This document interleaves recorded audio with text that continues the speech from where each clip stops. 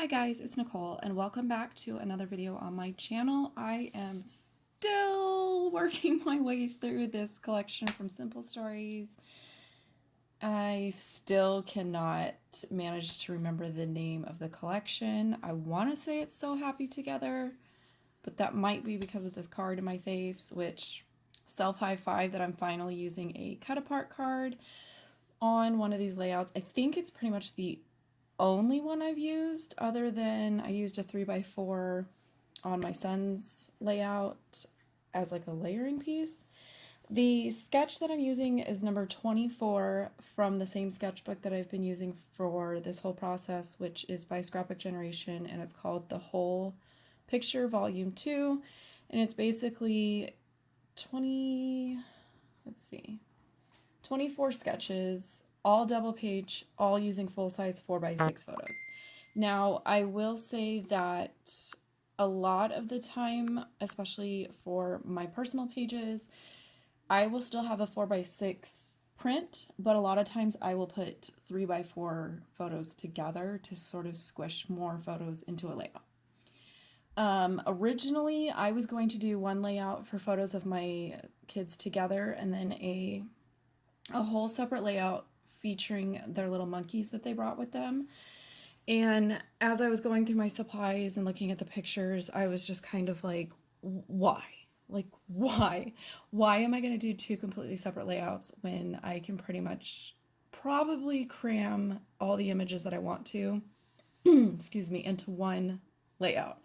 So that was pretty much what I did. And then I keep sort of surprising myself with how much paper and how much supplies I actually have left from this collection. But at the same time, when you use a sketch like this that is so many 4x6 prints, so this one is 8, and then I squeezed on some smaller ones at the end.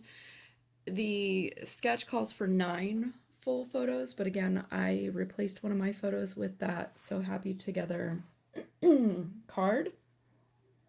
And when you're using that many photos and you're attaching them straight to your background paper, no matter what that is, it's not leaving you a whole bunch of space to be able to put a ton of paper and a ton of embellishments. So you're not really using up a whole lot.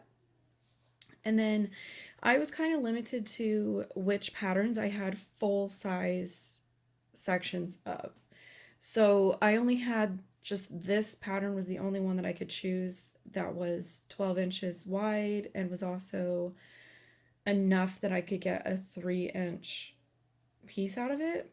And originally I was going to use the red smaller tone-on-tone floral because I like that pattern better. But because of the card that I used was also that same color, it was just sort of this dark coral everywhere. And none of my kids are wearing that color, so it was just kind of like, I don't know, it just felt like overkill to me. From there, I went through all of my scraps and just kind of figured out which ones were going to work, because basically it's supposed to look like this long strip of banners going across the 24-inch width. With that photo being there, I'm able to use up some smaller pieces and have the gap be hidden by my photo. Now, I have either used, I don't know if it was this exact sketch, but I've used a similar sketch that has this issue where the two pages meet up, and to me, it's just weird to sort of split a title through the seam of a layout. It's weird for me to split a photo through the seam. I typically like to have my photos butt up in the middle or have some sort of delineation kind of in the middle. And I should have known that when I picked this sketch, but I really wasn't paying attention. I was just focused on where my photo is going to work as far as them being landscape oriented, or did I have enough portrait ones to make them smaller and that kind of thing. So as I progressed through the process, I was kind of kicking myself because I was like, this is typically why I don't pick these ones that have sort of where main elements of your page come together in the middle. The sketch depicts the title going over the seam in the middle and layering on top of that photo and continuing over to the right. But because I wasn't using an actual like title made out of letter stickers or die cuts, I was relying on that cut apart card to be my title. I knew that I was going to need to figure out another solution to sort of take up that space or just make it look better and work better for my brain. That is something that typically I will tell people when they're asking me about sketches is the sketch is it's kind of like a recipe, like when you're cooking. You can either follow it completely and do everything that they're saying, or you can take elements out that you don't like or you don't include in your diet or whatever. You can change things up, you can add extra things. Like, don't look at it as die hard black and white. You have to do exactly what they're showing. They're basically giving you a jump start to figure out where to place your elements. You can always, always, always go and change it up and do whatever you want. I have seen amazing things switched up on their layouts. One of their sketch designers, Allison Davis, she actually does a sketch, I think it's called Sketch Week, where she'll post a free sketch, she'll post her layout that she used with it, and then like 2 days later, she'll post another layout that she made using that sketch, and then she breaks down and explains what she's done to change it up, but how she still followed the sketch. And then she will do a third one like 2 days later. And a lot of times she'll show you how she's taken a 2-page sketch and turned it into a 1-page layout and that kind of thing. And let me think, you guys are seeing this one today.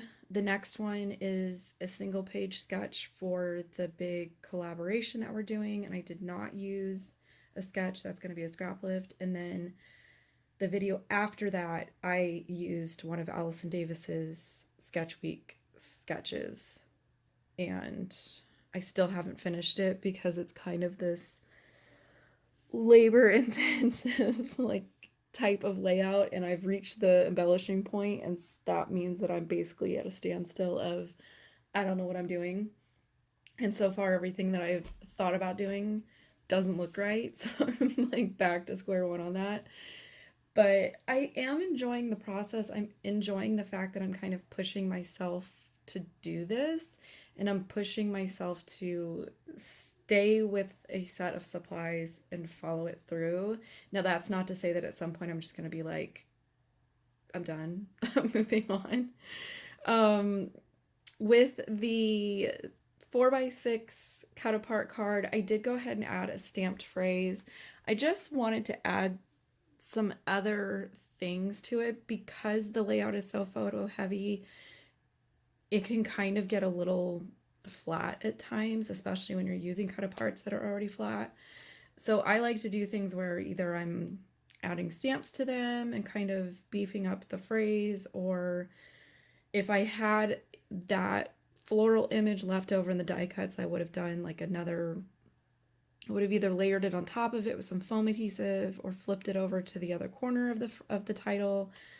I like to add things to those flat elements just to kind of help them be more balanced. Used my favorite 3x4 notebook die to do my journaling on, and I think you'll be able to read it in one of the photos, but I basically just kind of talked about how I'm still thankful that they are close in age, and they, for the most part, it's 50-50 on if they get along or if they're just arguing like a little old married couple. And then I kept the photos of them together, I kept towards the top. The photos with their monkeys, I kept towards the bottom, so it was almost like 2 miniature layouts combined with this strip in the middle that was bridging the divide of the 2 topics. And that was kind of why I included the ampersand chipboard piece that was in there. It just kind of was going with the theme of them being together and it being him and her. And my journaling just kind of goes into how throughout their childhood, every time that we've gone to our photographer typically we would go in the fall for family photos, and then I was doing spring photos of just the kids when they were really little. I haven't done it the last couple years, but over the last 7 or 8 years, sprinkled in those photos are these comfort items of their monkeys. And so when we were heading out the door to go drive across town to get our pictures done, I said, "Go grab your monkeys. We'll bring them with us, and we'll make sure to ask Miss Amy to go ahead and get a couple pictures of you guys with your monkeys," because I still think about the photos that we took before where the monkeys seemed enormous because my kids were so little. And so it's just kind of a fun, almost like a time reference of when you see her hugging this monkey that used to be almost as big as her when she was running around the house. And her monkey, she has discovered, is basically the same size as all those 18-inch dolls. I would say American Girl, but I'm not paying $100 for a doll. We have a generic one. And so she has some matching pajamas and stuff like that. And so her monkey, typically not her doll, but her monkey ends up wearing the matching pajamas with her. And on this day, he got to wear his fancy white eyelet dress to go take pictures in. So it's just kind of funny, and I'm glad that I, on the way out, mentioned to them to go ahead and grab them. So again, I appreciate you guys coming by. I love chatting with you guys in the comments. I love hearing your thoughts on how I'm working through this collection kit and sort of encouraging me to keep going. That has definitely been inspiring to me, and I've got 3 or 4 layouts kind of in the queue to go, so I'm still motivated, I'm still feeling creative, and I'm still enjoying it. So I will catch you guys in the next video.